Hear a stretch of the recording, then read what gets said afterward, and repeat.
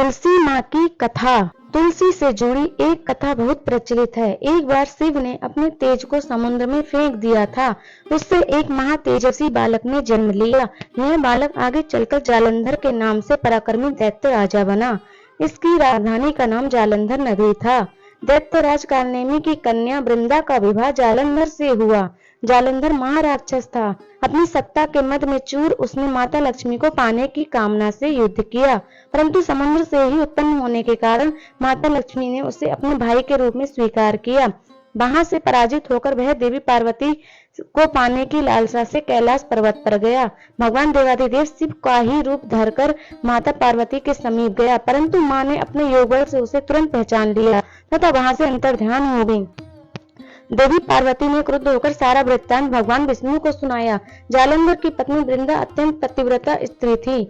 उसी के पतिव्रत धर्म की शक्ति से जालंधर ना तो मारा जाता था और ना ही पराजित होता था। इसलिए जालंधर का नाश करने के लिए वृंदा के पतिव्रत धर्म को भंग करना बहुत जरूरी था। इसी कारण भगवान विष्णु ऋषि का वेश धारण कर वन में जा पहुंचे, जहां वृंदा अकेली भ्रमण कर रही थी। भगवान के साथ दो मायावी राक्षस भी थे, जिन्हें देखकर वृंदा भयभीत हो गई। ऋषि ने वृंदा के सामने पल में दोनों को भस्म कर दिया। उनकी शक्ति देखकर वृंदा ने कैलाश पर्वत पर महादेव के साथ युद्ध कर रहे अपने पति जालंधर के बारे में पूछा। ऋषि ने अपने माया जाल से दो बानर प्रकट किए। एक बानर के हाथ में जालंधर का सिर था तो दूसरे के हाथ में धड़। अपने पति की यह दशा देखकर वृंदा मूर्छित होकर गिर पड़ी।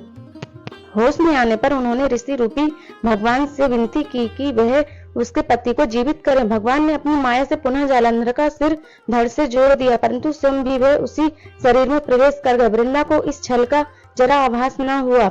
जालंधर बने भगवान के साथ वृंदा पतिव्रता का व्यवहार करने लगी, जिससे उसका सतीत्व भंग हो गया। ऐसा होते ही वृंदा का पति जालंधर युद्ध में हार गया। इस सारी लीला का जब वृंदा को पता चला तो उसने क्रुद्ध होकर भगवान विष्णु को शिला होने का श्राप दे दिया तथा स्वयं सती हो गई। जहाँ वृंदा भस्म हुई वहाँ तुलसी का पौधा उगा। भगवान विष्णु ने वृंदा से कहा, हे वृंदा, तुम अपने सतीत्व के कारण मुझे लक्ष्मी से भी अधिक प्रिय हो गई हो। अब तुम तुलसी के रूप में सदा मेरे साथ रहोगी। जो मनुष्य भी मेरे शालिग्राम रूप के साथ तुलसी का विवाह करेगा उसे इस लोक और परलोक में विपुल यश प्राप्त होगा। जिस घर में तुलसी होती है वहां यम के दूत भी असमय नहीं आ सकते। गंगा व नर्मदा के जल में स्नान तथा तुलसी का पूजन बराबर माना जाता है, चाहे मनुष्य कितना भी पापी क्यों ना हो। मृत्यु के समय जिसके प्राण मंजरी रहित तुलसी और गंगा जल मुख में रखकर निकल जाते हैं, वह पापों से मुक्त होकर वैकुंठ धाम को प्राप्त होता है। जो मनुष्य तुलसी व आंवलों की छाया में अपने पितरों का श्राद्ध करता है, उसके पितर मोक्ष को प्राप्त हो जाते हैं। वीडियो अच्छी लगी हो तो लाइक करें, सब्सक्राइब करें और शेयर करें।